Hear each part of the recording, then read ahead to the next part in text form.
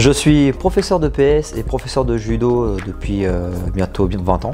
Donc là j'enseigne à l'université. À côté de ça, je me suis petit à petit intéressé à l'immobilier. Suite à l'achat de ma résidence principale, qui n'était pas forcément la meilleure des opérations, finalement ça m'a donné de l'expérience et l'envie de ne pas réitérer ces mêmes erreurs. L'immobilier ça m'est venu assez naturellement puisque depuis que je suis jeune, j'ai appris à bricoler dans les appartements, j'ai appris à faire un petit peu de rénovation et c'est vraiment un domaine qui m'a toujours intéressé, un peu intrigué. J'ai commencé du coup, j'avais déjà un achat en résidence principale dans lequel d'ailleurs on est, que j'avais acheté avec mon ex-compagne de l'époque.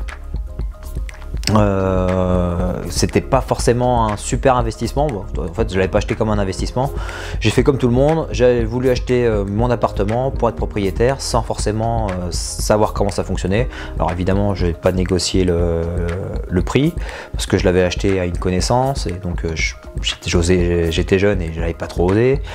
Je suis arrivé je l'ai acheté dans un contexte bancaire qui était vraiment pas favorable, les taux étaient à 4%.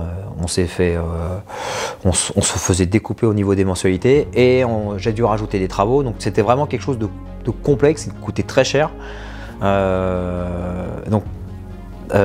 c'était mon premier investissement, ma première grosse erreur. Mais cette grosse erreur m'a permis justement de rebondir et de me faire la main. Donc j'ai pu commencer à faire les travaux, commencer à voir les différents types de prêts. J'ai fini par racheter mon crédit une première fois en 2016 pour baisser les mensualités. Puis là récemment, enfin il y a un an, j'ai encore racheté le crédit pour en plus inclure une enveloppe de travaux pour le refaire entièrement à neuf et le mettre en projet de colocation. Initialement, cette colocation devait me rapporter environ 500 € de cash flow mensuel. Mais après réflexion et après discussion, j'ai pris la décision de le revendre parce que ça me permettait aussi de récupérer à peu près un an de salaire net d'impôts. Et ce qui est toujours intéressant pour justement sécuriser des investissements, ça me permet d'avoir des bonnes liquidités pour pouvoir repartir sur un autre projet et de façon plus sereine au cas où il y arrivait un imprévu où je devrais mettre de l'apport.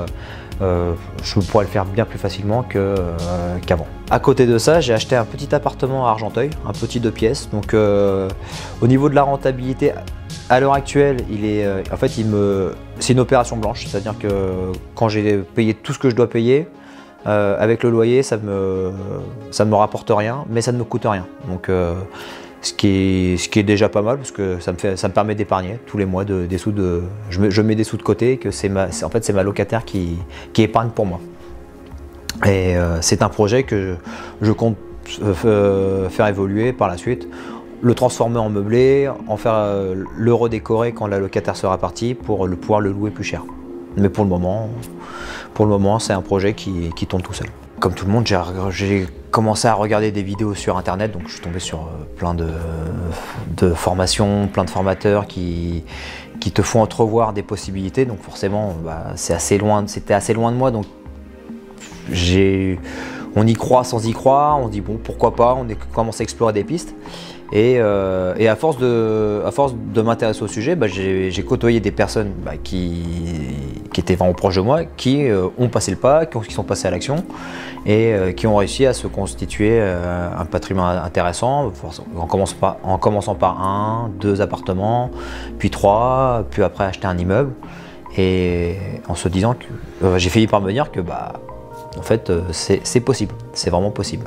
J'ai fini par m'inscrire sur une formation en ligne et lors d'un séminaire, j'ai croisé Damien. Ce qu'il faut savoir, c'est que on a commencé le judo ensemble, quasiment, pas dans le même club, mais depuis qu'on est gamin, on se côtoyait sur les tatamis, on a combattu ensemble, on se connaît depuis assez longtemps. Et forcément, ça m'a fait sourire de le voir dans un domaine qui m'intéressait également. Et j'ai pu remarquer que il n'avait pas qu'un peu d'avance, il était vraiment très avancé au point d'être formateur. Et il se trouve que j'avais ses enfants au club. Donc un jour, quand il est venu chercher ses enfants, je lui en ai parlé, pour rigoler un petit peu avec lui. Et c'est là où il m'a dit, pourquoi tu sais que je fais une formation, et donc du coup, forcément ça m'a intrigué. Bon, sur le moment, ok, je le connaissais, mais je ne savais pas forcément ce qu'il valait. Donc je m'y suis intéressé comme ça, j'ai regardé un petit peu. On a continué à en discuter et il se trouve qu'à l'époque, j'étais sur un projet d'achat-revente à Montreuil. Une super affaire et j'étais en cours de négociation. Et je ne savais pas trop par quel bout commencer. Et Damien, il me dit, il me donne quelques conseils que j'ai pu appliquer directement et il se trouve que j'ai pu valider l'offre d'achat 20 000 euros en dessous du prix demandé, ce qui était plutôt intéressant et ça me faisait une belle plus-value en perspective. Bon, il se trouve que au final l'acheteur a préféré retirer son bien de la vente, il s'est retiré, donc l'affaire n'a pas pu se conclure, mais c'était un premier pas. Et à la suite de ça, je me suis inscrit sur la formation de Damien. Et étant inscrit sur une autre formation, j'ai vraiment pu comparer les deux. Ce que je trouve intéressant, c'est qu'avec Damien, en fait, on va vraiment en profondeur sur toutes les thématiques. Et alors, il va pas vendre du rêve comme d'autres. C'est vraiment très terre à terre, très réaliste. Et ce que j'aime bien dire en fait de lui, c'est qu'il va conseiller vraiment comme un bon père de famille. Il va vraiment nous alerter sur les risques qu'on peut prendre et qu'on ne doit surtout pas prendre. Et ça, je trouve que c'est vraiment appréciable. Ça donne un côté vraiment plus proche et plus réaliste de ce que doit être l'investissement.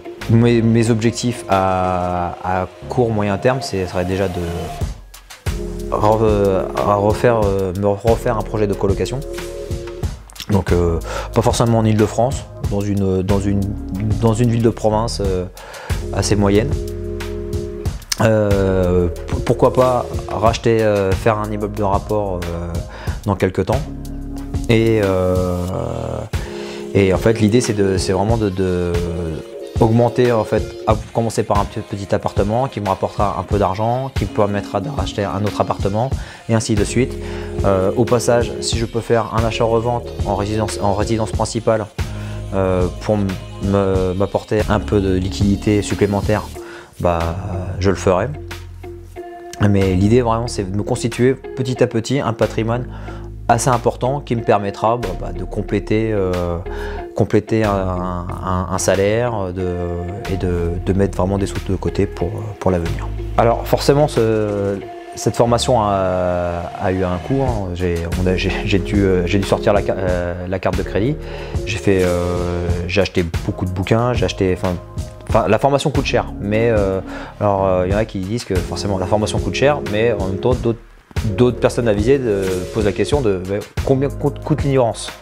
Et pour moi en fait je vois ça plus comme un investissement plutôt que comme un achat, comme un achat lambda. C'est vraiment un investissement et je sais que l'argent que j'ai mis dans cette formation, déjà là dans quelques mois je vais en récolter les fruits, quoi. Donc c'est quelque chose que je regrette absolument pas et que je referai volontiers, quoi.